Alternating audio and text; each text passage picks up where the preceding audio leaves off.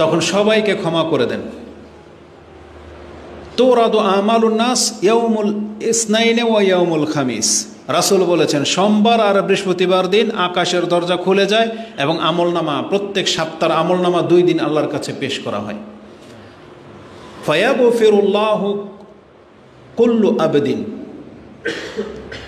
মান লা ইউশরিকু বিল্লাহি শাইআন, আল্লাহর সাথে শিরিক করে না এমন প্রত্যেক ব্যক্তিকে আল্লাহ 2 দিন ক্ষমা করে দেন। বুঝছেন, তাওহীদবাদীদের মান এটা। আমাদের শেখেরা যে কেন বেশি তাওহীদের আলোচনা করে তার মূল হচ্ছে এটা, যার সাথে আল্লাহর সম্পর্ক আর কারোর সাথে সম্পর্ক নাই, যেই ব্যক্তি তাওহীদের উপরে আছে তার দ্বারা যত ছোটোখাটো পাপগুলো হয় আল্লাহ তাদেরকে ক্ষমা করার জন্য যে কত ব্যবস্থা রেখেছেন তার এটা একটা, যে প্রত্যেক সোমবার প্রত্যেক বৃহস্পতিবার আল্লাহ তাদেরকে ক্ষমা করে দেন।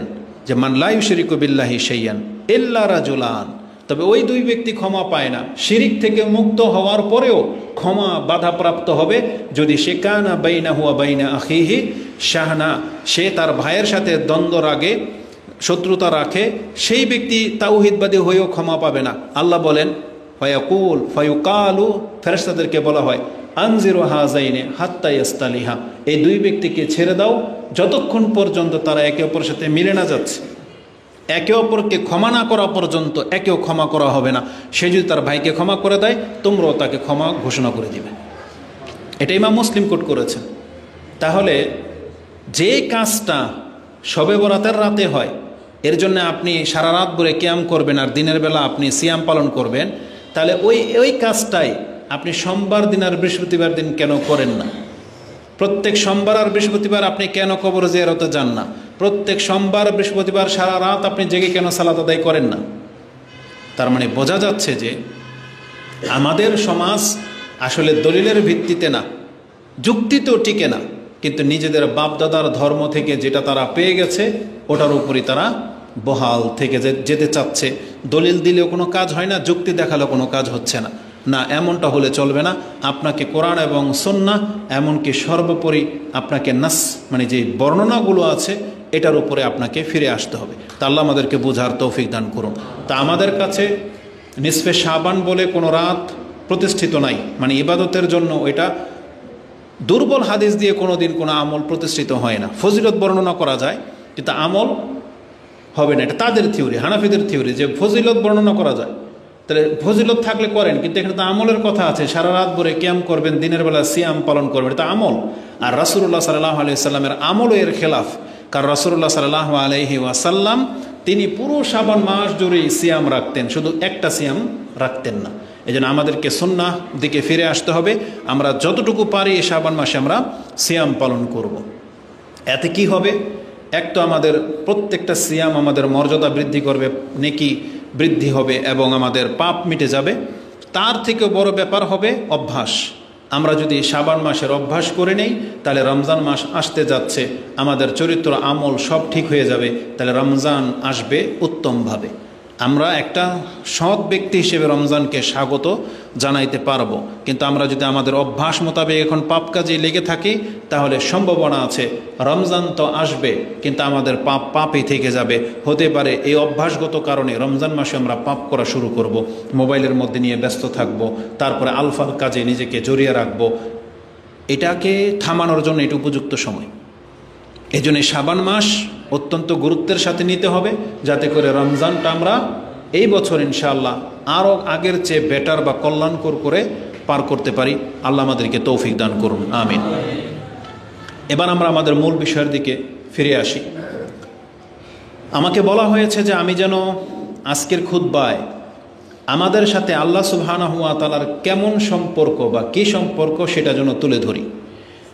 আপনাদেরকে আমি একটা বলি, এটা আমার ত্রুটি, ধরে নেন এটা আমার ত্রুটি। আমাদের বিদ্যা বুদ্ধি এমনি কম। আমরা যখন কোনো কিছু ভাবি বা কোনো কিছু দায়িত্ব দেওয়া হয় তখন নিজেদের মধ্যে সেটা ঘাটতি দেখতে পাই, তখন ওটা রেডি করতে আমাদের অনেক সময় লেগে যায়। মূলত এই বিষয়টাকে যদি আমি উত্তম করে পেশ করার ইচ্ছা করি তাহলে আমাকে 1 মাস সময় লাগবে এটা নিয়ে ভাবতে, কারণ আমার রিজার্ভে কিছু নাই, আমাদের তো খুঁজতে হয়। তবে এই 3 দিন আমি শুধু এই বিষয়টা নিয়ে ভাবছি যে যেই প্রস্তাবটা করা হয়েছে কেমন মানে হইলাম আজ পর্যন্ত, যে আল্লাহর সাথে আমাদের সম্পর্কটা কি এটাই জানলাম না। এটাই এখন পর্যন্ত অনুভব আমরা অধিকাংশ মানুষ করতে পারি নাই। এটার চাইতে বড় ব্যর্থতা আর কিছুই নাই। মূলত এটা কেন আমরা পারবো না, আপনিও যদি আপনাকে যদি জিজ্ঞেস করা হয় আপনার সাথে আপনার রবের কী সম্পর্ক, আমি নিশ্চিত আমার চাইতে আপনার দুর্দশা আরও বেশি খারাপ হবে। কারণ আমরা তো স্টাডি করি, তাতেই অবস্থা। আপনাকে যদি জিজ্ঞেস করা হয় যে আপনার সাথে আপনার রবের সম্পর্কটা কী, আপনি দেখবেন একটু গিয়ে আপনি অন্ধকার হয়ে যাবেন, সামনের কিছু দেখতে পাবেন না, মানে আপনার বিবেক যাবে না। কারণ আপনি আমি সবাই তো সাক্ষী আমাদের সাথে আল্লাহর কি সম্পর্ক, কতটা আমরা আল্লাহকে ফিল করি, এটা আমরা সবাই সাক্ষী। কেউ এনে সাফাই গেলে চলবে না, কারণ আল্লাহ সুবহানাহু ওয়া তাআলা প্রত্যেকের অন্তরের খবর জানে, আমল জানে। এজন্য আমরা প্রেক্ষাপটকে সামনে রেখে কথা বলতে পারি, নিশ্চিত আপনাদের সবার একই দশা হবে যেটা আমাদের দশা, যে দেখতে পাবেন যে আল্লাহর সাথে একটা সম্পর্কের বড় গ্যাপ আমাদের রয়ে গেছে। আমাদের সাথে ব্যবসা বাণিজ্যের যে সম্পর্ক, আমাদের সাথে ঘুমের যে সম্পর্ক, খাওয়া দাওয়া, নিজের চাহিদার যে সম্পর্ক, যৌনতার যে সম্পর্ক, আমাদের সাথে ফ্রেন্ড সার্কেলের যে সম্পর্ক, আমাদের সাথে অবৈধ যে সম্পর্ক, গার্লফ্রেন্ড বয়ফ্রেন্ড, আমাদের সাথে আত্মীয়তার সম্পর্ক যতটা গাঢ়, সেই তুলনায় আপনি আল্লাহর সাথে সম্পর্কটা একটু মাপেন তো, দেখবেন খুব কম। আল্লাহ সুবহানাহু ওয়া তাআলার সাথে সম্পর্কটা একেবারে জিরো লেভেলে আছে, সবচেয়ে নিচে ওটা দেখবেন আল্লাহর সাথে সম্পর্ক। বিপদে পড়লে আমরা কাকে ডাকি, দেখবেন বন্ধু বান্ধবকে ডাকি, খুঁজি কে আমাকে হেল্প করতে পারবে, কে ধার দিতে পারবে, তাদেরকে খুঁজি। সেখানে আপনি প্রথমে আল্লাহকে ডাকেন নাই। আপনার যে কোনো ক্ষেত্রে হতাশায় পেরেশানি আপনি খালি হন্য হয়ে ঘোরেন, কে আপনাকে হেল্প করতে পারবে, কিন্তু আল্লাহর দিকে আপনার বিবেক যায় না। যে কোনো পেরেশানিতে আপনি হতাশা হয়ে যাচ্ছেন, কিন্তু আপনার রব আপনার সাথে আছে, এটা আল্লাহর ফয়সালা, আল্লাহ এটার মাধ্যমে আপনাকে কল্যাণ কিছু দিতে চাচ্ছেন, আপনার বিশ্বাসটা ওই পর্যন্ত যায় না। তো এটা আমি প্রথমে ত্রুটিগুলো বলে নিলাম। তারপরে আমরা আল্লাহ সুবহানাহু ওয়া তাআলার ফয়সালাকে অনেক সময় মেনে নিতে পারি না, যদিও অনেক সময় বাধ্য হয়ে আপনি ওয়ার্কার হিসেবে মালিকের ফয়সালাটা মেনেই নিচ্ছেন, তারপর তার কাজ করেই যাচ্ছেন, সে আপনার বেতন কাটে, তারপর আপনি কিচ্ছু করার ক্ষমতা নাই, নত হয়ে আছেন। বরং এমন সময় দেখা যায় যে আপনি আপনার চাকরিকে ঠিক রাখার জন্য আপনার ইবাদতকে পর্যন্ত আপনি ছেড়ে দিচ্ছেন। এটা হচ্ছে মালিকের সাথে আপনার সম্পর্ক। আল্লাহ সুবহানাহু ওয়া তাআলা আমাদের উপরে যে কত কি করেছেন, কত ইহসান করেছেন, এটা যদি এক এক করে তুলে ধরা হয়, সে তুলনায় এই দুনিয়ার মানুষগুলো কিছুই করে নেই, কিছুই করে নেই। আপনি দেখতে পাবেন সেই তুলনায় যতটা রেসপেক্ট আমরা তাদেরকে করি, আমরা আমাদের মালিককে করি, পিতামাতাকে করি, আত্মীয় স্বজনকে করি, বন্ধু বান্ধবদেরকে করি, যতটা সম্মান তাদেরকে করি বা তাদের কাছে নত হয়ে থাকি, সেই তুলনায় আল্লাহ সুবহানাহু ওয়া তাআলা তিনি 24 ঘন্টা আপনার আমার কাছ থেকে সেজদায় পড়ে থাকাটা এটাও কম হয়ে যাবে, এটাও কম হয়ে যাবে। তা আসলে আমাকে যেহেতু বলা হয়েছে যে আল্লাহর সাথে আমাদের সম্পর্কটা কেমন, আমি বিষয়টাকে এইভাবে দেখতে পাচ্ছি। এটা ভাবতে গিয়ে দেখতে পেলাম যে না, বিষয়টা হয়তো এমন হওয়া উচিত ছিল যে আল্লাহ আমাদের সাথে কেমন সম্পর্ক করতে চেয়েছেন, এমন হওয়া উচিত ছিল। মানে এটা আপনাকে জানতে হবে যে আমরা কারা আর আল্লাহ আমাদেরকে কেমন সম্পর্ক করতে চেয়েছেন। মানে আমরা সবাই জানি আমরা আল্লাহর বান্দা বা গোলাম, কিন্তু আল্লাহ সুবহানাহু ওয়া তাআলা হাকিকিভাবে তিনি আমাদেরকে গোলাম রূপে সৃষ্টিত করেছেন, কিন্তু তিনি আমাদেরকে গোলাম রাখতে চান না, বরং তিনি আমাদেরকে তার অন্তরঙ্গ বন্ধু হিসেবে পেতে চান। এটা আমি আজকে আপনাকে দেখাবো। আল্লাহ নিজে একা, নিজে কোনো সন্তান গ্রহণ করেননি, নিজে কোনো পরিবার গ্রহণ করেননি। আল্লাহ চেয়েছেন আমাদের মধ্য থেকে তার পরিবারের অন্তর্ভুক্ত করতে, মানে আল্লাহ আমাদেরকে নিয়ে থাকতে চেয়েছেন। একজন মানুষের থাকে না যে কেউ নাই, সে তার টিম, তার অধীনস্থ একজন নেতা যখন হয়, সে তার টিম নিয়েই বেঁচে থাকতে চায়, তার আর পরিবার টরিবার লাগে না। আপনি ওই সেন্সে নিয়েন না, কারণ আমাদের মধ্যে সবসময় খালি যৌনতা কাজ করে, তো এই জন্য আমাদের মাইন্ড শুধু ওই দিকে থাকে। কিন্তু ব্যক্তিত্বের হিসেবে দেখেন, একজন পাওয়ারফুল লিডার, তার যতক্ষণ ক্ষমতা, উত্তম ক্ষমতা থাকে, তার যদি অনুসারী থাকে, তার যদি একটা জগৎ থাকে, তার ওই শুধু ওই যৌনতাই মুখ্য বিষয় না, সেগুলোকে সে প্রত্যাখ্যান করে।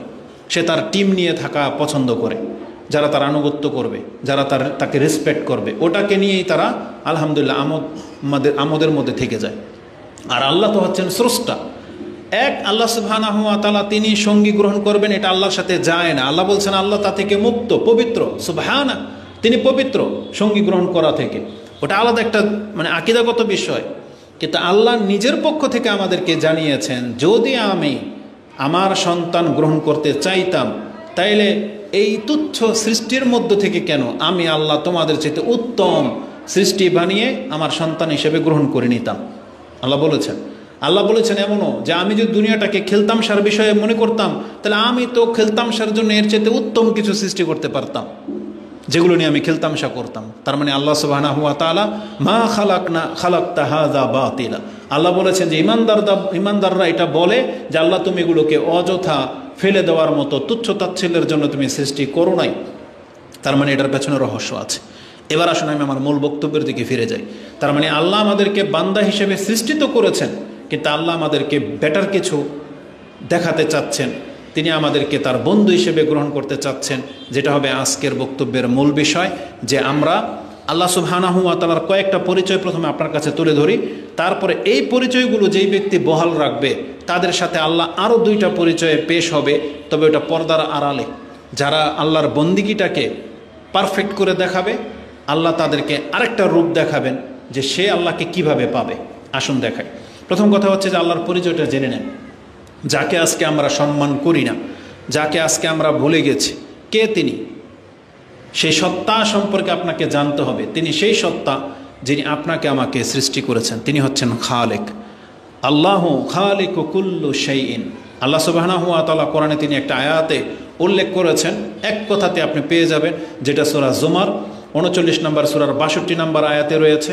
আল্লাহ সুবহানাহু ওয়া তাআলা তিনি বলেন, আল্লাহ হচ্ছেন তিনি আল্লাহু খালিকু কুল্লি শাইইন ওয়া হুয়া আলা কুল্লি শাইইন ওয়াকিল। আল্লাহ হচ্ছেন তিনি যিনি সব কিছুকে সৃষ্টি করেছেন এবং তিনি সব কিছুর উপরে কর্মবিধায়ক, সব কিছুর উপরে কর্তৃত্বাধীন রয়েছে। এই পিচ্ছিগুলাকে ঢুকান্ত ভিতরে, ওদেরকে ভিতরে ঢুকান্ত।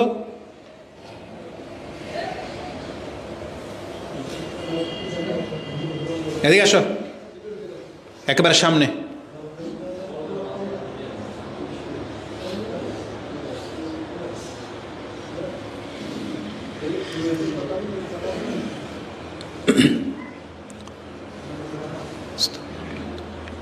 আল্লাহ সুবহানাহু ওয়া তাআলা তিনি তার পরিচয় আমাদের কাছে এইভাবে তুলে ধরতেছেন, আল্লাহু খালিকু কুল্লি শাইইন। আল্লাহ সব কিছুকে সৃষ্টি করেছেন একাই, তার মানে তিনি হচ্ছেন খালেক। এই সব কিছুর মাঝে আমরাও আছি। আমাদেরকে কেন সৃষ্টি করা হয়েছে একটু পরে সেটা আমি আপনার কাছে ব্যক্ত করব। তা আল্লাহ সুবহানাহু ওয়া তাআলা যিনি সব কিছুর স্রষ্টা, তিনি আমাদেরকে সহ সব কিছুকে তিনি সৃষ্টি করেছেন।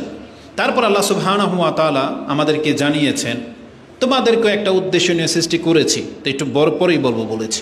তাহলে আর বাকি যা কিছু আছে এগুলোকে কেন সৃষ্টি করা হয়েছে এটাও আল্লাহ আমাদেরকে জানিয়েছেন, যে বাকি যত কিছু আছে তোমরা ছাড়া এটা বান্দা আমি তোমাদের কল্যাণের জন্য সৃষ্টি করেছি। মানে তোমাদের উপকারার্থে তোমাদেরকে পরীক্ষা করা হবে, তোমাদেরকে এটা নিয়ে এই দুনিয়ার মধ্যে ব্যতিব্যস্ততায় রাখা হবে এবং এ থেকে তোমরা রিজিক প্রাপ্ত হবে, উপকৃত হবে, এই জন্য সৃষ্টি করা হয়েছে। যেটা আপনি সূরা বাকারা 2 নম্বর সূরার 29 নম্বর আয়াতে পেয়ে যাবেন।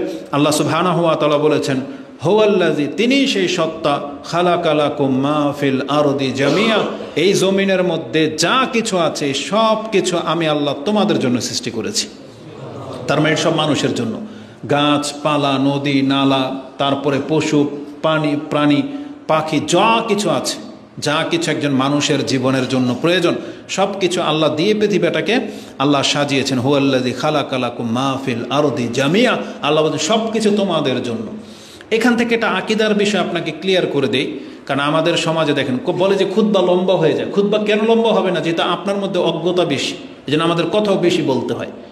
যদি আমরা তাওহীদবাদী হতাম তো এখন যে কথাটা বলতাম এটা বলা লাগতো না। সেটা কি? আমাদের সমাজে একটা বাতিল আকীদা হলো, তারা বলে যে নবীকে সৃষ্টি না করা হইলে কিছুই সৃষ্টি করা হইতো না। এটা একটা চরম বাতিল আকীদা। আর শুধু বাতিল আকীদাই না, এর মতন মূর্খ মানুষই হয় না। মানে মানুষ তো মূর্খ হয়, মূর্খের একটা লেভেল থাকে। এটা কোন লেভেলের মূর্খ আসলে এটা বলাই যাবে না। সে যত বড় আপনার কাছে পাগড়িদারি আল্লামা হয়ে যাক না কেন, আপনার নজরে সে আল্লামা, কিন্তু কোরআন হাদিসের ভিত্তিতে সে তার মতন মূর্খ আর সমাজ আর কেউ নাই। যে কথা বলে যে রাসূলকে সৃষ্টি না করা হইলে মানে পৃথিবীকে সৃষ্টি করতেন না, মানে আল্লাহ সুবহানাহু ওয়া তাআলার চিন্তার মধ্যে পানি ঢেলে দিয়েছে। মানে আল্লাহ সুবহানাহু ওয়া তাআলা বলে কেউ, মানে আল্লাহর যে উদ্দেশ্য সেটাকেও মেরে দিছে একবারে। অথচ আল্লাহ সুবহানাহু ওয়া তাআলা কি বলেছেন? আল্লাহ যদি এই কথা বলতেন, হুয়াল্লাযী খালাকা লাকা মা ফিল আরদি জামিয়া, হে নবী আমি আপনার জন্য সব কিছু সৃষ্টি করেছি, তাহলে বুঝতাম যে কোরআনের আয়াত থেকে ওরা দলিল নিয়েছে। কিন্তু আল্লাহ বলেছেন হুয়াল্লাযী খালাকা লাকুম, তোমাদের জন্য। আল্লাহ বলছেন তোমাদের জন্য, এখানে শুধু নবীকে বলা হয় নাই। তাহলে আপনি যে কথা বলতেন, আল্লাহ যদি আমাদেরকে সৃষ্টি না করতেন পুরো পৃথিবীকে সৃষ্টি করতেন না, কথাটা মেনে নেওয়ার মতো হইতো। কারণ আল্লাহর মুখ্য হচ্ছে মানুষ, মানুষকে দিয়ে আল্লাহ ইবাদত করাবেন, তাই আল্লাহ এই পৃথিবীটাকে সৃষ্টি করেছেন। কিন্তু তারা কত বদাকিদা যে এটা নাকি মানে রাসূলকেই নাকি মানে সৃষ্টি করেছেন পৃথিবীর জন্য, বা পৃথিবীর সৃষ্টি নাকি হতো না যদি রাসূলকে না পাঠাইতে। তো পৃথিবীকে রাসূলকে একজন ছিল? কত শত রাসূল পৃথিবীতে এসেছে। মুহাম্মদুর রাসূলুল্লাহ সাল্লাল্লাহু আলাইহি সাল্লাম ওই রকম রাসূল, কাদ খালাত মিন ক্বাবলিহির রাসূল। মুহাম্মদ তো তিনি একজন রাসূল, তেমন রাসূল তার পূর্বে কত রাসূল অতীত হয়ে গেছে, যেটা আল্লাহ সুবহানাহু ওয়া তাআলা সূরা আলে ইমরান 3 নম্বর সূরার 144 নম্বর আয়াতে উল্লেখ করেছেন যে ওমা মুহাম্মাদুন ইল্লা রাসূলুন কাদ খালাত মিন ক্বাবলিহির রাসূল। মুহাম্মদ তো ঠিক একজন রাসূল, যেমন তার পূর্বে কত মর্যাদাপূর্ণ রাসূল অতীত হয়ে গেছে। ঈসা, মূসা, নূহ, ইব্রাহিম, আল্লাহ তো তাদের নাম উল্লেখ করেছেন। তাহলে তাদের জন্য আল্লাহ পৃথিবী সৃষ্টি করে নাই? তো এত ভ্রান্ত এদের এই বিশ্বাস, আল্লাহ হেফাজত করে আমাদেরকে। আল্লাহ বলেছেন হুয়াল্লাযী খালাকা লাকুম মা ফিল আরদি জামিয়া, তিনি সব কিছু তোমাদের জন্য সৃষ্টি করেছেন। তাহলে এখান থেকে আল্লাহর পরিচয়টা আপনি পাচ্ছেন যে আল্লাহ আমাদের জন্য কি করেছেন, কি না করেছেন, এটা হচ্ছে দেখার বিষয়। মহান আল্লাহ সুবহানাহু ওয়া তাআলার পরিচয় তিনি আমাদের কাছে এইভাবে তুলে ধরেছেন। এই যে কোরআনের সর্বশেষ সূরা, সূরা আন-নাস, তাতে আপনি পরিচয় পেয়ে যাচ্ছেন। আল্লাহর পরিচয়ের সাথে আপনি আপনার অস্তিত্ব পাবেন এখন। সেটা কি? আল্লাহ সুবহানাহু ওয়া তাআলা তিনি তার পরিচয় দিয়ে আমাদেরকে জানিয়েছেন, কুল, তুমি আল্লাহর কাছে আশ্রয় চাও। আউযু বিরাব্বিন নাস, কুল আউযু বিরাব্বিন নাস, আমি মানুষের রবের কাছে আশ্রয় নিচ্ছি। মালিকিন নাস, মানুষের মালিক যিনি তার কাছে আশ্রয় নিচ্ছি। ইলাহিন নাস, যিনি মানুষের ইলাহ। তার মানে এই তিনটা শব্দ আমি আজকে আপনাকে দেখাবো যে এই তিনটার সাথে ওই যে প্রথমে যে কথাগুলো বলেছি আমাদের সাথে তারতম্য কি। আল্লাহ হলেন আমাদের রব, মানে তিনি লালন পালন করেছেন। আল্লাহ হচ্ছেন আমাদের মালিক, তিনি আমাদের ক্ষমতাধীন, মানে তিনি হচ্ছেন মূলত মালিক। আর তিনি হচ্ছেন আমাদের ইলাহ, যার ইবাদত করা যায়, আর কারো ইবাদত করা যায় না। তাহলে তিনটা পরিচয় আপনি পাচ্ছেন এখানে। আল্লাহ আমাদের মালিক, আল্লাহ আমাদের রব, আল্লাহ আমাদের ইলাহ। তার মানে কেন? কারণ আল্লাহ একটু আগেই বলেছে আল্লাহ আমাদেরকে সৃষ্টি করেছেন। আল্লাহ আমাদের রব, মানে কি তিনি আমাদেরকে রিজিক দিয়ে লালন পালন করে বড় করেছেন। আর যেহেতু তিনি মালিক, মানে তিনি আমাদেরকে সৃষ্টি করেছেন, তিনি রিজিক দিয়েছেন, তিনি হায়াত মউতের মালিক, এজন্য তিনি আমাদের মালিক। আর তিনি যেহেতু মালিক, তখন তিনি আমাদের কাছ থেকে একটা ডিমান্ড করেছেন যে আমার ইবাদত করতে হবে, সেটা একটু পরেই আসবে। এই তিনটা কথার সাথে আমাদের চরিত্রের মিল দেখেন। দুনিয়াতে আমরা আমাদের মালিকদেরকে, কোম্পানির মালিক বলেন, রাষ্ট্রের মালিক বলেন, নেতাদেরকে বলেন, এতটা সম্মান করি, এতটা রেসপেক্ট করি, এদের কাছে এত ধন্য ধরি, মনে হচ্ছে যে এরা আমাদের মাবুদ। মানে এমন হয়ে গেছে যে এরাই আমাদের ইলাহ। একজন মহিলা তার স্বামীকে এতটা রেসপেক্ট করে, মনে হচ্ছে যে তার স্বামী তার রব। বুঝেন না কেন?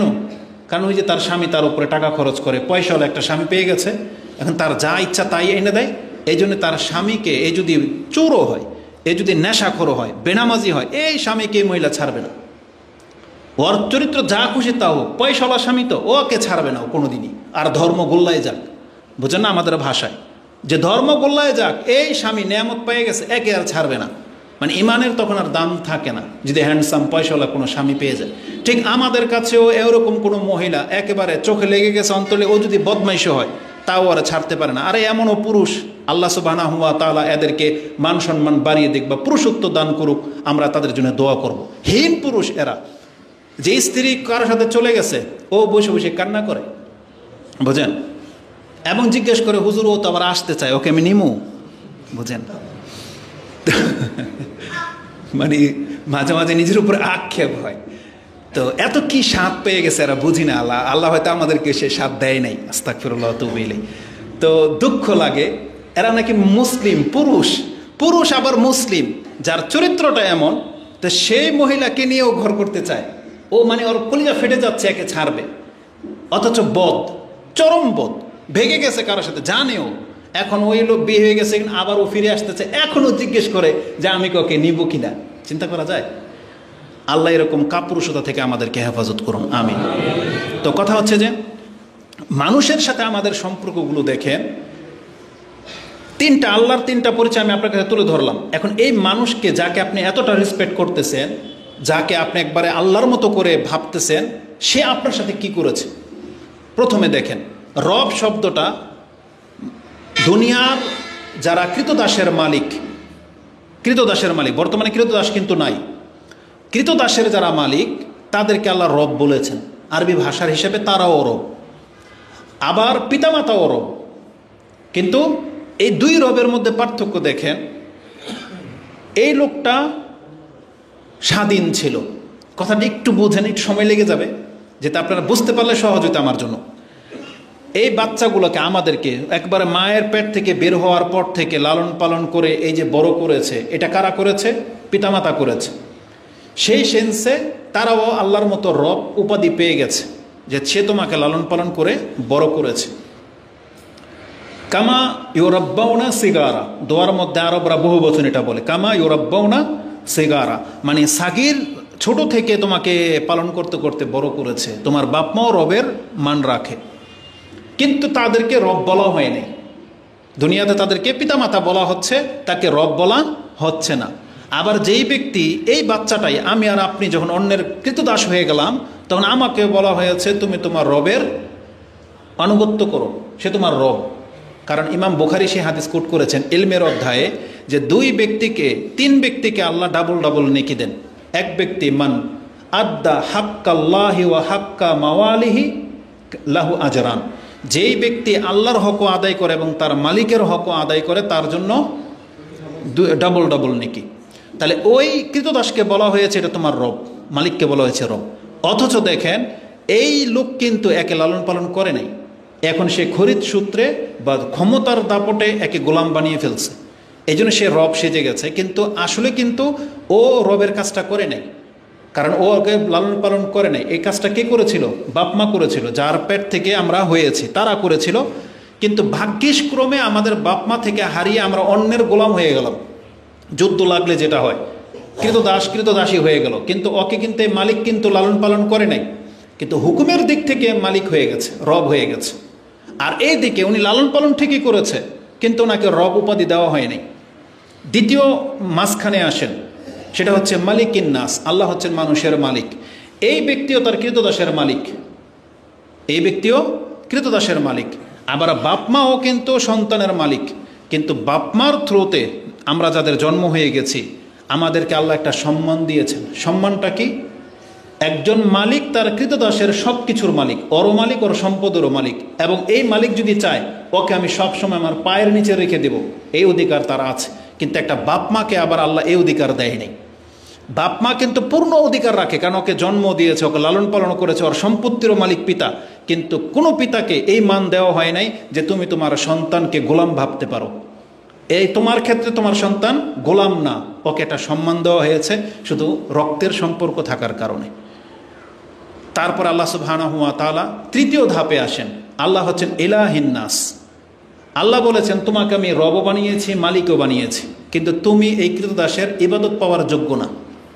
কোনো গোলাম তার মালিকের ইবাদত করতে পারবে না, সে তার আনুগত্য করতে পারবে। ও যদি বলে এখন ওখানে যাও, রোদ্রে দাঁড়ায় থাকবে। ও যদি বলে আমার জন্য এটা নিয়ে আসবে। ও যদি বলে এখান থেকে মাটিগুলো সব সরাবি, ও বাধ্য।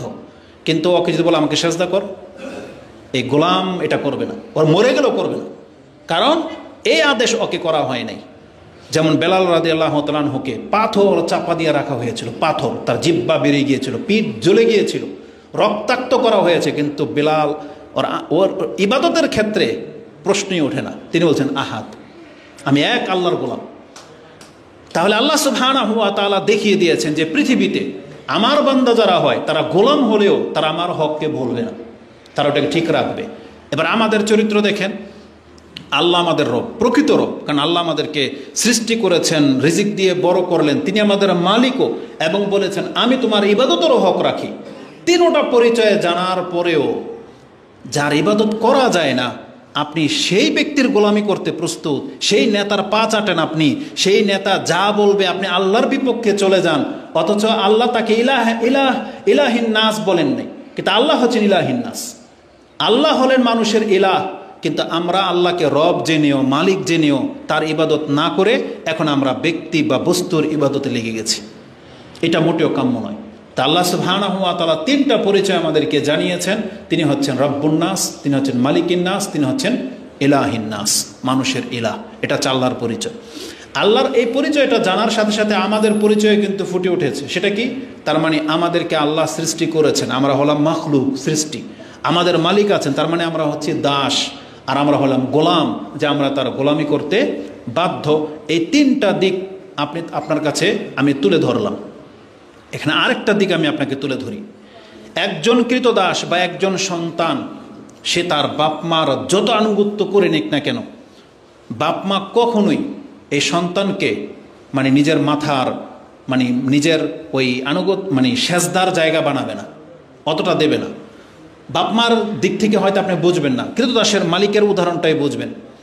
একজন মালিক তার কৃতদাস থেকে যত রেসপেক্ট পাওয়ার যদি পেয়ে যায়, একটা কৃতদাসী যদি তার মালিকের এতটা আনুগত্য করে যে সে সন্তুষ্ট, পৃথিবীর ইতিহাসে এটা কেউ দেখাইতে পারবে না যে সেই মালিক তার কৃতদাসকে সবার সামনে বলেছে এটা আমার বন্ধু। কেউ করবে না এটা। একটা কোম্পানির বড় মালিক, মানে কোম্পানির মালিক, সে তার কোনো ওয়ার্কারকে বলে না যে এই যে এটা আমার বন্ধু, এটা বলে না, তার ফিতরতে যায় না এটা, তার মধ্যে কিছুটা জালাসি অহংকার থাকে। কিন্তু আল্লাহ সুবহানাহু ওয়া তাআলা কি বলেন জানেন? আমি তোমার রব, আমি তোমার মালিক, তুমি আমার দাস, কিন্তু তুমি যদি বান্দা আমার এই বন্দিগিটাকে উত্তমভাবে করে দেখাও, আমি ঘোষণা করে দেব তুমি আমার বন্ধু। এটা আল্লাহ করেছেন। এটাই হচ্ছে আজকের মূল বিষয়। এটা আমি আপনাকে দেখাবো যে আল্লাহ সুবহানাহু ওয়া তাআলা মানুষের মধ্য থেকে, তার গোলামদের মধ্য থেকে কতককে তিনি শুধু বন্ধু না, অন্তরঙ্গ বন্ধু হিসেবে গ্রহণ করেছেন, এবং এটা ঘোষিত, আল্লাহ ঘোষণা করে দিয়েছেন। যেমন কোরআনে আল্লাহ সুবহানাহু ওয়া তাআলা আমাদেরকে জানিয়েছেন যে আল্লাহ সুবহানাহু ওয়া তাআলা ইব্রাহিম আলাইহিস সালামকে যে অন্তরঙ্গ বন্ধু হিসেবে গ্রহণ করেছেন, এটা কোরআনের আয়াত দ্বারা আল্লাহ সুবহানাহু ওয়া তাআলা জানিয়ে দিয়েছেন, যেটা আপনি সূরা নিসা 4 নম্বর সূরার 125 নম্বর আয়াতে পেয়ে যাবেন। আল্লাহ বলেছেন ওয়াত্তাখাযাল্লাহু ইব্রাহিমা খলিলা, আল্লাহ ইব্রাহিমকে খলিল হিসেবে গ্রহণ করেছেন। খলিল মানে হচ্ছে অন্তরঙ্গ বন্ধু। এটা যেহেতু কোরআন নাজিল হওয়ার সময়ের ঘটনা, এজন্য আল্লাহ সুবহানাহু ওয়া তাআলা ইব্রাহিমের নাম এখানে এনেছেন। আর আমাদের নবী মুহাম্মদ রাসূলুল্লাহ সাল্লাল্লাহু আলাইহি সাল্লাম সম্পর্কে আল্লাহ তার ইন্তেকালের পূর্বেই জানিয়ে দিয়েছেন যে আপনাকে আমি বন্ধু হিসেবে গ্রহণ করলাম। আমাদের নবীকেও আল্লাহ সুবহানাহু ওয়া তাআলা অন্তরঙ্গ বন্ধু হিসেবে গ্রহণ করেছেন, যেটা হাদিস আপনি বুখারী এবং মুসলিমে পেয়ে যাবেন। মুসলিমের বর্ণনাটা একেবারেই স্পষ্ট। তাতে রাসূলুল্লাহ সাল্লাল্লাহু আলাইহি ওয়াসাল্লাম থেকে জুনদুব কালা সামিআতুন নবী সাল্লাল্লাহু আলাইহি ওয়াসাল্লাম কাবলা আইয়ামুতু বিখামসিন, তিনি মৃত্যুর 5 দিন আগে তিনি আমাদেরকে এই কথা বলেছেন যে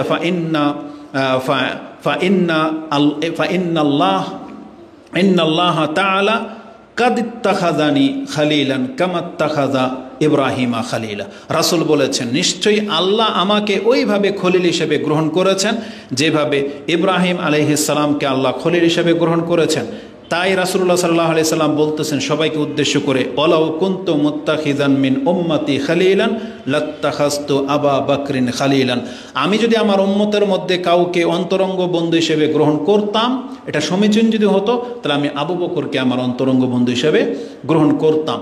অবশ্যই আবু বকর রাদিয়াল্লাহু তাআলা রাসূলুল্লাহ সাল্লাল্লাহু আলাইহি ওয়াসাল্লামের অন্তরঙ্গ বন্ধু, কিন্তু তিনি কেন মানুষের মধ্য থেকে এই সম্পর্কটাকে জুড়তে চান নাই? কারণ যখন আল্লাহ বলেছেন আপনি আমার অন্তরঙ্গ বন্ধু, তখন রাসূল বলতেছেন সেই ক্ষেত্রে আমি মানুষের মধ্য থেকে কিভাবে এটা গ্রহণ করতে পারি? যখন আল্লাহ আমাকে অফার করেছে, তাই আমি আল্লাহকে অন্তরঙ্গ বন্ধু হিসেবে গ্রহণ করে নিলাম। এই জন্য আবু বকরকে তিনি সেই মর্যাদাটা দেন নাই। তার মানে অন্তরঙ্গ বন্ধু হওয়াটা কোনো স্বাভাবিক বিষয় না। তা আল্লাহ যেহেতু তাকে অফার দিয়েছেন, এই জন্য রাসূলুল্লাহ সাল্লাল্লাহু আলাইহি সাল্লাম আল্লাহর অন্তরঙ্গ বন্ধু হওয়াটাই পছন্দ করেছেন। তাই মানুষের মধ্য থেকে কাউকে তিনি অন্তরঙ্গ বন্ধু বানান নাই। তবে বলেছেন আবু বকরের সাথে আমার ভ্রাতৃত্ব এবং উখিয়াত মানে ভ্রাতৃত্ব বোধ আছে। তার মানে পৃথিবীর সমস্ত মানুষকে যদি এক পাল্লায় মাপা হয়, তাহলে আবু বকর একাই এক পাল্লা দখল করে নেবে। রাসূল বলেছেন এ আবু বকর আমার জন্য তার সময়, তার শ্রম, তার সম্পদ সব লুটে দিয়েছে। এই জন্য আবু বকরের মান কেউ পায়নি, পাবেও না। আল্লাহ সুবহানাহু ওয়া তাআলা তাদের উপর রহম করুন, আমিন। তো এই হাদিসটি ইমাম মুসলিম কোট করেছেন কিতাবুস সালাত মসজিদের অধ্যায়। এই 5 দিন আগে এ কথা বলে দিয়ে রাসূলুল্লাহ সাল্লাল্লাহু আলাইহি ওয়াসাল্লাম আমাদেরকে সতর্ক করেছেন, আলা ওয়া ইন্না মান কানা কাবলাকুম, তোমরা সাবধান থেকো, তোমরা জেনে রাখো তোমাদের পূর্বে যে জাতি অতীত হয়ে গেছে তারা কি করত, কানু ইয়াত্তাখিযুনা কুবুর আম্বিয়াইহিম ওয়া সালিহিম মাসাজিদা, তোমাদের পূর্বের জাতিরা তাদের সৎ ব্যক্তিদেরকে এবং তাদের নবীদেরকে মরে গেলে তারা কবরকে মসজিদ বানিয়ে ফেলতো। খবরদার আমি মরার পরে তোমরা কিন্তু আমার সম্পর্কে এরকম বাড়াবাড়ি করবে না। আলা ফালা তাত্তাখিযুল কুবুরা মাসাজিদান, তোমরা আমার কেন কারো কবরকে মসজিদের সেজদার জায়গায় রূপান্তরিত করবে না। ইন্নী আনহাকুম আন যালিক, আমি তোমাদেরকে এই কর্ম করা থেকে নিষেধ করতেছি। তাহলে যতগুলো মাজারওয়ালা আছে যারা মাজারকে নির্মাণ করেছে তারা প্রত্যেকে রাসূলুল্লাহ সাল্লাল্লাহু আলাইহি সাল্লামের এই হাদিসের নিষেধাজ্ঞাকে অমান্য করে চলতেছে। অথচ রাসূলুল্লাহ সাল্লাল্লাহু আলাইহি সাল্লাম কবরকে মসজিদ বানাতে মানে কি সেজদার স্থান বানাতে নিষেধ করেছেন। কবরস্থানে কোনো সেজদা চলবে না। এই জন্য মাজারকে সামনে রেখে কবরওয়ালাকে সামনে রেখে আপনি নামাজ পড়বেন, এটা আপনার জন্য জায়েজ নাই। কারণ রাসূলুল্লাহ সাল্লাল্লাহু আলাইহি সাল্লাম এটাকে নিষেধ করেছেন, যেটা ইমাম মুসলিম 1075 আপনি পেয়ে যাবেন। তা আমি যেটা দেখাতে চেয়েছি, আল্লাহ সুবহানাহু ওয়া তাআলা তিনি মানুষের মধ্য থেকেও বন্ধু গ্রহণ করতে চেয়েছেন, এমনকি তিনি করে দেখিয়েছেন যে ইব্রাহিম, মুহাম্মদ, মুসা, ঈসা এরা হলো আমার বন্ধু, এবং তাদের মধ্যে ইব্রাহিম এবং মুহাম্মদ হচ্ছে অন্তরঙ্গ বন্ধু। তা আমাদের জন্য আল্লাহ সুবহানাহু ওয়া তাআলা সেই অপশন খোলা রেখেছেন। এখন আমাদেরকে দেখতে হবে যে কি করলে আল্লাহ সুবহানাহু ওয়া তাআলা আমাদেরকে বন্ধু হিসেবে গ্রহণ করবেন। তাই এটা ছিল আল্লাহ সুবহানাহু ওয়া তাআলার পরিচয়, যে তিনি আমাদেরকে সৃষ্টি করেছেন, তিনি আমাদেরকে রিজিক দেন। আল্লাহ সুবহানাহু ওয়া তাআলা যে রিজিকের মালিক এটা তো আমরা সবাই জানি। যেমন আল্লাহ সুবহানাহু ওয়া তাআলা সূরা হুদ 11 নম্বর সূরার 6 নম্বরে বলেছেন, ওমা মিন দাব্বাতিন ফিল আরদি ইল্লা আলাল্লাহি রিজকুহা। আল্লাহ সুবহানাহু ওয়া তাআলা শুধু তোমাদের না, এই জমিনে চলাফেরা করে এমন একটা পোকাও নাই যেটা রিজিকের দায়িত্ব আল্লাহর হাতে নাই, বরং ওই পোকার ও দায়িত্ব কার হাতে? আল্লাহর হাতে। মানে আল্লাহ সুবহানাহু ওয়া তাআলা সবার রিজিকের দায়িত্বে আছেন। আল্লাহ এই রিজিকের দায়িত্ব আল্লাহর কোনো ব্যক্তিকে, অলি বন্ধুকে দিয়ে দেন নাই যে আমার অলিরা তোমাদেরকে রিজিক দেবে। এই রিজিকের মধ্যে সব শামিল, আপনার সুস্থতা, আপনার ব্যবসায় বরকত, আপনার সন্তান, আপনার বেঁচে থাকা, আপনার মানে যা কিছু আছে যেটা আপনি পীরদের কাছে চান, এইটার রিজিকের মালিক কার হাতে? আল্লাহর হাতে। এটা আল্লাহ কোনো পীরকে দিয়ে দেয়নি। এই জন্য আপনাদেরকে ধোঁকা দিয়ে দেওয়া হচ্ছে। সতর্ক সাবধান হওয়ার চেষ্টা করেন। এবার আসুন, আমাদের পরিচয় কি? ওই আল্লাহর পরিচয় থেকে আপনি আপনার পরিচয়ও খুঁজে পাচ্ছেন। তো আমাদের হাকিকি পরিচয় যেটা, এটা আল্লাহ স্পষ্ট করেন সূরা আয-যারিয়াত 11 নম্বর সূরার 56 নম্বর আয়াতে বলেই দিয়েছেন। আল্লাহ বলেছেন, ওমা খালাকতুল জিন্না ওয়াল ইনসা ইল্লা লিয়াবুদুন, আমি জিন এবং ইনসানকে কেবল আমার বন্দিগির জন্য আমি সৃষ্টি করেছি, অন্য কোনো উদ্দেশ্যে না। তার মানে আমরা সবাই হলাম আল্লাহর গোলাম, আল্লাহর গোলাম। এটাই হচ্ছে আমাদের আসল পরিচয়। আল্লাহ কেন আমাদেরকে সৃষ্টি করেছেন?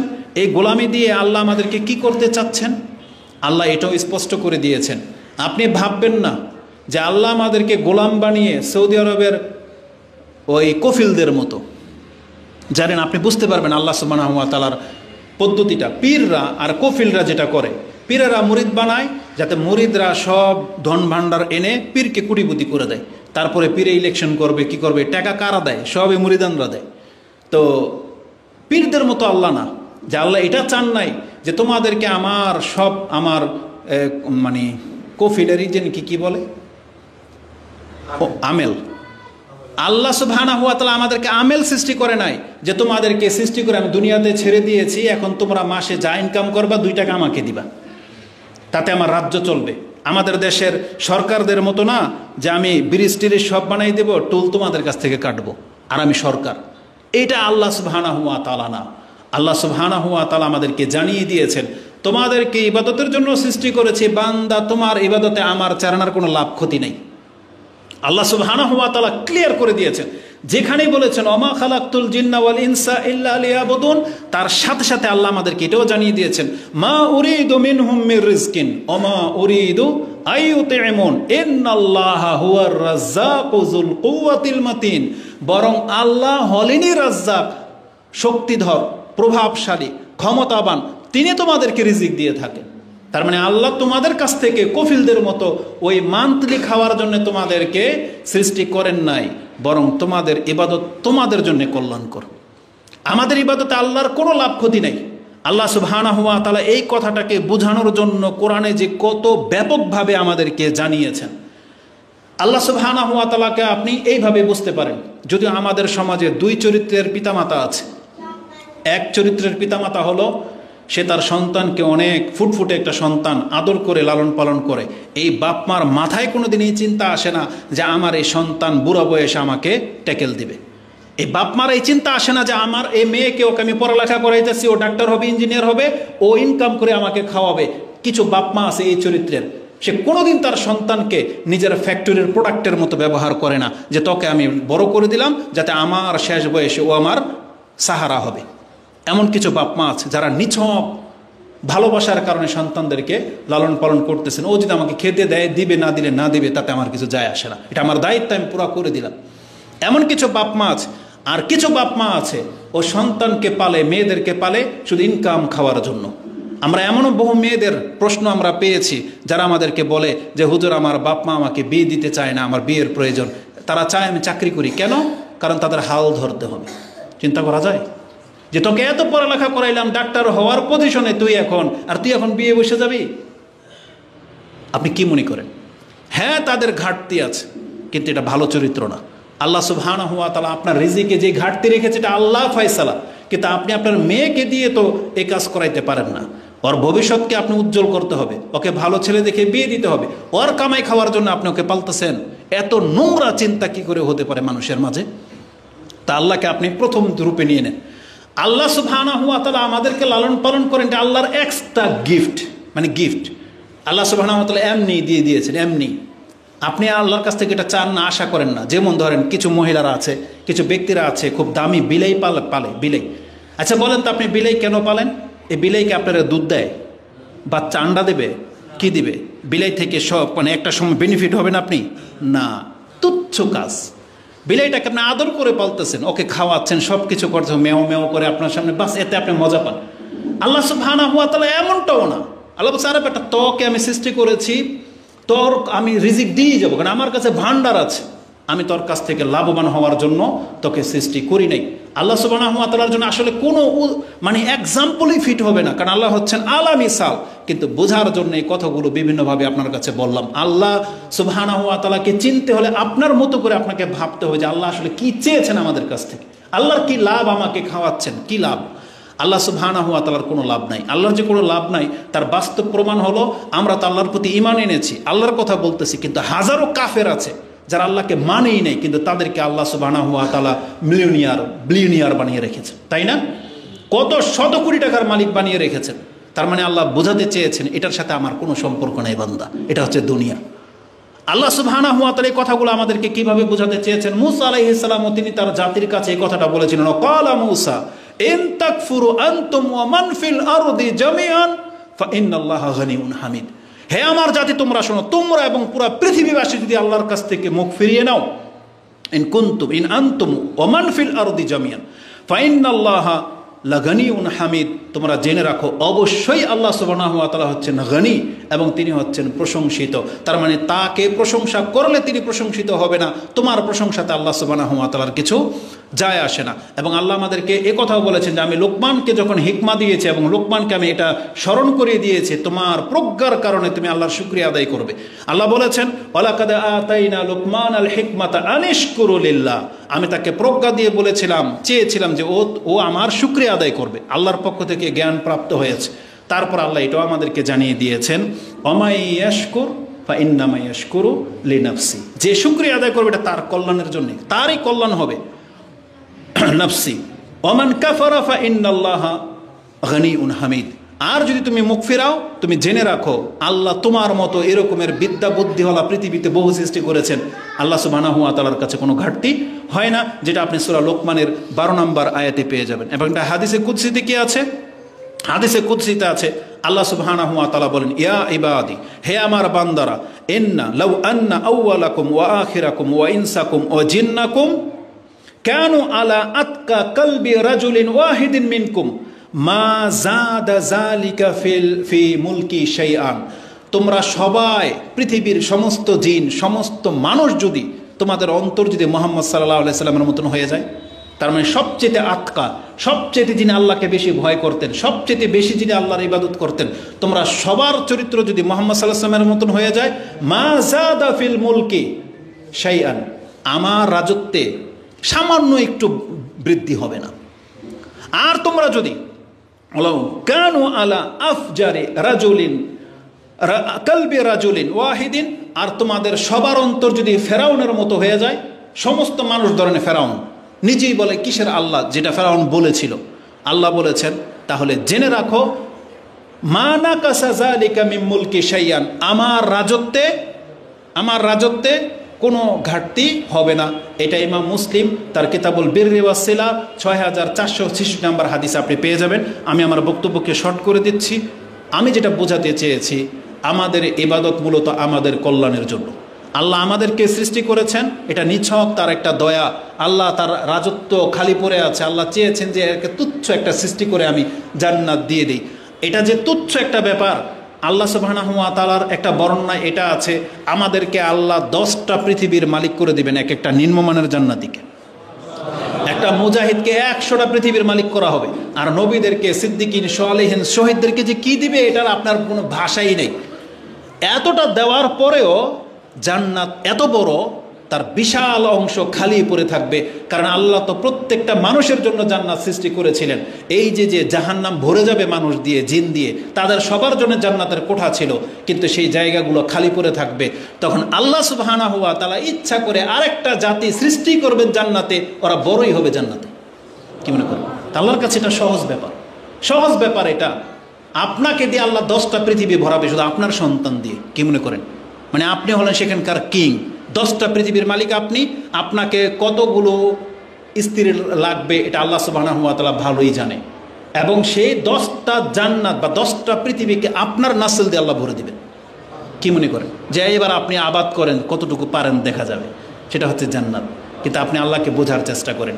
এই যে বক্তব্যটা আমি আপনার কাছে পেশ করেছি, একটা আয়াতকে শুধু বাস্তবায়ন দেখানোর জন্য, এটা বলে দিয়ে আমি খুতবা শেষ করে দেব। এটা ছিল বক্তব্যের মূল। আজকে আমরা অধিকাংশ মানুষ আল্লাহর বন্দিগি থেকে মুখ ফিরিয়ে নিয়েছেন। আপনি বুঝতেই পারতেছেন আপনি কত বড় ভুল করেছেন। আল্লাহ সুবহানাহু ওয়া তাআলা কোরআনে চমৎকার একটা এক্সাম্পল টেনেছেন ঈসা আলাইহিস সালাম কেন্দ্র করে। আপনি ভাববেন না যে আল্লাহর সন্তান হওয়া, আল্লাহর ওলি হওয়া এটাতে গর্বের বিষয়। যেমন আমাদের দেশে ইঞ্জিনিয়ার, ডাক্তার, আমি আল্লাহর ওলি, ইনি প্রেসিডেন্ট, ইনি নেতা, এমপি, এগুলো যে গর্ববোধ করেন, আল্লাহ বলতেছেন তোমরা পৃথিবীর মানুষ জেনে নাও, ঈসা আলাইহিস সালামকে তোমরা যারা আল্লাহর পুত্র বলে সম্মান দেখাতে চেয়েছ, তোমরা ভাইব না যে এতে তার সম্মান বাড়বে। কিন্তু ঈসার চরিত্র কি সেটা আমি তোমাদেরকে জানিয়ে দিই। আল্লাহ বলতেছেন লা ইয়াস্তানকিফাল মাসিহা আইয়াকুনা আবদাল লিল্লাহ ওয়ালাল মালাইকাতুল মুকাররাবিন। আল্লাহ বলেছেন ঈসা কেন আমার যে সম্মানিত ফেরেশতারা আছে, জিব্রাইল পর্যন্ত নিজেকে আমার গোলাম হিসেবে পরিচয় দিতে ও হীন মনে করে না। কি মনে করলেন? যে ঈসা আলাইহিস সালাম তুমি যদি জিজ্ঞেস করো আপনি কে, সে বলবে না যে আমি সান অফ গড, সে বলবে না আমি আল্লাহর সন্তান, বরং সে বলবে আনা আব্দুল্লাহ। ঈসা বলবে আমি কে? আমি আব্দুল্লাহ। মানে ঈসা আলাইহিস সালাম নিজেকে আল্লাহর গোলাম বলতে এটাকে তুচ্ছ ভাবে না, এটাকে হীন ভাবে না যে আমি ছোট হয়ে যাব। বরং আল্লাহ বলছেন লা ইয়াস্তানকিফাল মাসিহ, ঈসা নিজেকে ছোট মনে করে না যে আমি আল্লাহর বান্দা, বরং তোমরা তাকে আল্লাহর পুত্র বানাতে গিয়ে তাকে জালেমের অন্তর্ভুক্ত করে দিচ্ছ। বরং ঈসা আল্লাহর বান্দা হওয়াতেই ওর সৌভাগ্য। আল্লাহ বলেছেন কেউ যদি আল্লাহর বান্দা হতে পারে এটা অর্জনের সৌভাগ্য। মুহাম্মদুর রাসূলুল্লাহ সাল্লাল্লাহু আলাইহি ওয়াসাল্লামকে আল্লাহ নিজের বান্দা বলে ঘোষণা করেছেন কোরআনে, এটা আমার বান্দা। ওয়ান্নাহু লাম্মা কামা আব্দুল্লাহ, সূরা জিনের মধ্যে 17 নম্বর 17, 18, 19 নম্বর আয়াত আপনি পেয়ে যাবেন। আল্লাহ বলছেন ওয়ান্নাহু লাম্মা কামা আব্দুল্লাহ, আল্লাহর বান্দা যখন নামাজে দাঁড়ায় তখন তারা মনে হচ্ছে তাকে হুমড়ি খেয়ে ধরবে। এই বর্ণনার মধ্যে জিনদের কথা আছে, কাফেরদের কথা আছে, বিভিন্ন বর্ণনায় আসছে। তো আল্লাহ এখানে মুহাম্মদ সাল্লাল্লাহু আলাইহি সাল্লামকে আল্লাহর বান্দা বলে ঘোষণা করে দিয়েছেন। আর মুহাম্মদুর রাসূলুল্লাহ সাল্লাল্লাহু আলাইহি সাল্লাম নিজেও আমাদেরকে কি বলেছেন যে হে মানুষ তোমরা সতর্ক হয়ে যাও, আমাকে সাইয়্যেদ বলো কি বলো না বলো তোমরা সতর্ক হয়ে যাও। লা তুতরুনি কামা আতরাতিন নাসারা ইবনে মারইয়াম, মারইয়াম আলাইহিস সালাম তার ছেলে ঈসা সম্পর্কে জাতি যতটা বাড়াবাড়ি করেছে, খবরদার তোমরা আমার সম্পর্কে এতটা বাড়াবাড়ি করবে না, তোমরা আমার পরিচয় জেনে নাও। ইন্নী আব্দুল্লাহ, আমি কিন্তু আল্লাহর বান্দা। ফাকুলু আব্দুল্লাহি ওয়া রাসূল, তোমরা বলো যে আল্লাহর বান্দা এবং তার রাসূল। তার মানে রাসূল নিজেকে আল্লাহর বান্দা পরিচয় দিতে এটাকে গর্ববোধ করতেছেন, আর আমরা আল্লাহর গোলামি করতে এটা হীন মনে করতেছি। আপনি আল্লাহকে সেজদা করবেন, এটা আপনার কাছে তুচ্ছ মনে হয়, এটা আপনার কাছে হীনতা মনে হয়, আপনি এত বড় অহংকারী হয়ে গেলেন। অথচ আল্লাহ বলতেছেন জিব্রাইল পর্যন্ত আমাকে সেজদা করতে, আমার কথায় উঠতে বসতে জিব্রাইলের মধ্যে সামান্যতম গিলটি ফিল হয় না। ও এটাকে গর্ববোধ মনে করে যে আমি আল্লাহর ইবাদত করতেছি। আর একটা গরুর বান্দা আর আপনি হচ্ছেন আল্লাহর বান্দা, এই দুই বান্দার মধ্যে পার্থক্য নাই? এটা বট গাছের বান্দা হওয়া আর আল্লাহর বান্দা হওয়া কি এক জিনিস? আপনি গণতন্ত্রের বান্দা হয়ে যাচ্ছেন, যেখানে আল্লাহ আপনাকে ইসলামের খেলাফত দিয়েছে। আপনি কি এই দুইটাকে এক করে কেন দিলেন? একটা হচ্ছে আল্লাহর বান্দা, আর একটা হচ্ছে বস্তুর বান্দা, অর্থ সম্পত্তির বান্দা। আপনি সেটার দিকে কেন ঝুঁকে গেলেন? এটা মোটেও না। রাসূল সাল্লাল্লাহু আলাইহি ওয়াসাল্লাম বলেছেন ফাকুলু আব্দুল্লাহি ওয়া রাসূল। এই যে আপনি আত্তাহিয়াতুর মধ্যে যে সালাম দেন, আত্তাহিয়াতুর শেষে কি বলেন? ওয়াশহাদু আল্লা ইলাহা ইল্লাল্লাহ ওয়াশহাদু আন্না মুহাম্মাদান আবদুহু ওয়া রাসূলুহু। এর চাইতে যদি উত্তম কোনো পরিচয় মুহাম্মদ সাল্লাল্লাহু আলাইহি সাল্লামের যদি হতো, তাহলে আল্লাহ সেটাই বলতেন। কিন্তু আল্লাহ বলেছেন এটা আমার বান্দা। আল্লাহ যদি কাউকে নিজের বান্দা বলে ঘোষণা করে দেন, তার উপাধি আপনি জানেন? এটাই ছিল আজকের বক্তব্যের মূল বিষয়। যেই ব্যক্তি আল্লাহর বান্দা রূপে প্রকাশ পেয়ে যাবেন, পরিচয় পেয়ে যাবে, আল্লাহ বলেছেন আমি তোমার ওলি, আমি তোমার মাওলা। সে আল্লাহর আরো দুইটা পরিচয় পাবে, এক কি ওলি, আরেকটা হচ্ছে মাওলা। মাওলা মানে বুঝেন, যিনি আপনার রক্ষক, যিনি আপনার দায়িত্বশীল, তিনি হচ্ছেন আপনার মাওলা। আপনার ওলি মানে আল্লাহ হচ্ছেন ওলি, আপনার বন্ধু। তার মানে বন্ধু বন্ধুর উপকারে আসে। এই জন্য আল্লাহ বারবার কোরআনে বলেছে, যেই সমস্ত কাফেররা আমাকে ছেড়ে দিয়েছে, কিয়ামতের মাঠে ওয়ালা তাজিদু ওয়ালিয়ান ওয়ালা নাসিরা, তারা কোনো ওলিও পাবে না, সাহায্যকারীও পাবে না। আর আমরা যদি আল্লাহর বান্দা হয়ে যাই, আল্লাহ আমাদের কাছে কিয়ামতের মাঠে ওলি হয়ে আসবেন এবং মাওলা হয়ে আসবেন, যে আল্লাহ আমাদের দায়িত্ব নিয়ে নেবেন। আল্লাহ তুমি আমাদের এই ওলিয়ত্ব কবুল করো। আল্লাহ তুমি আমাদেরকে তোমার বান্দা হিসেবে ঘোষণা করে দাও। আমিন রাব্বাল আলামিন। সুবহানাকাল্লাহুম্মা রাব্বানা বিহামদিকা আশহাদু আল্লা ইলাহা ইল্লা আনতা আস্তাগফিরুকা ওয়া আতুবু ইলাইক।